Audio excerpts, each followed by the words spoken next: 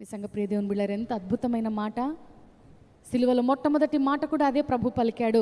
ఎంతగా హింసించినా ఆయనని దాహమని చెప్పినప్పుడు చేదు చిరకనైన నోటికి అందిస్తే అవన్నీ కార్యాలు ఇష్టం వచ్చినట్లుగా ఎవరి పైశాచిక ఆనందాన్ని వారు పొందుతూ ఉన్నప్పుడు ప్రభు అంటాడు, అయ్యా తండ్రి వీరేం చేయించున్నారో వీరికి తెలియదు, వీరికి తెలిస్తే ఈ విధంగా చేయరేమో, వీరిని క్షమించయ్యా అని తండ్రిని అడుగుతూ ఉన్నాడు. హల్లెలూయా. అదండి యేసయ్య ప్రేమ.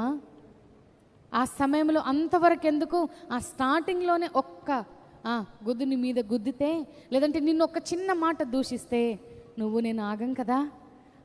కట్టలు కట్టుకొని వచ్చేస్తుంది మనకి కోపము, రోషము.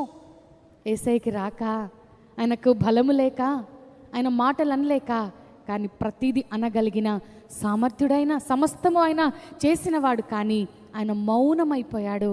ఎందుకో తెలుసా? ఈరోజు నువ్వు నేను ఆయన గురించి కేకలు వేయాలని. హల్లెలూయా.